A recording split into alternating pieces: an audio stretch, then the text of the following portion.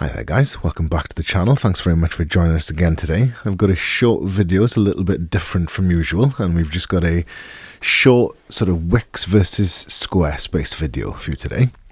If you want to try either of these platforms, there's free trial versions of them available for you, free in the description as a link. Just below this video in the description, you'll be able to access your very own sort of free trials of both of these platforms that we'll look at today. And this is a topic that we could go into very extensively and make lots of videos about, but it's just to make you aware of some certain very small defining factors between the two platforms that may kind of sway you depending on what you'd need.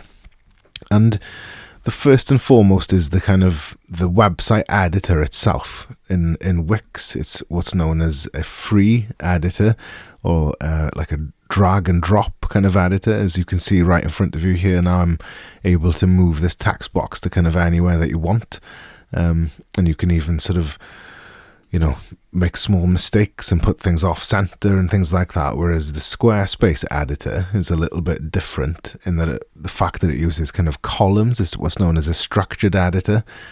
So it's similar, but things kind of snap, and it's not got such free movement as the Wix editor. So it's something that you kind of need to try if to understand really. And it's regarded as a structured editor, so it's got less kind of free movement than the Wix one. It can be frustrating for some users, and they'd like the freedom of the Wix kind of movement, but you can see that it's very easy to kind of make small mistakes and drag things out of place, and it can be a little bit fiddly to get them back and etc. So that's something that you'd really need to kind of decide which one suits you, and you'd only find that out by trying them. Another thing to kind of consider is that some features that are built into Wix, such as forums, live chat, the ability to place takeout orders and ticketing, there's no built-in function in Squarespace to do those things. There's workarounds and there's integrations. So like, instead of as opposed to in Wix, you go add element and you've got the ability to add a forum or a blog or a live chat. In Squarespace, you have to use a third-party service to do that. So the Mutt is the one in Squarespace that you'd use for a forum, and then Talk is for the live chat. And so there's workarounds, but they're not sort of truly integrated into the Squarespace platform.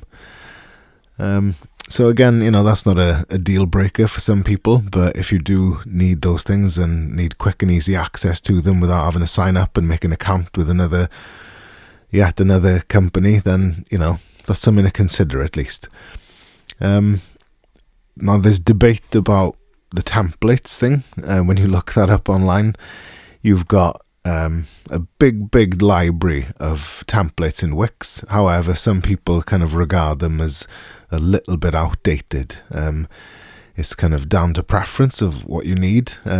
People think that the Wix templates, for example, if we look at some of the better ones that have appeared online, some of the Squarespace templates, apologies, then you can see that they kind of look a little bit cleaner and maybe a little bit more modern, but that's again down to your interpretation of it really. It's depends what you're looking for, and they do tend to look quite attractive. I'll say that for Squarespace.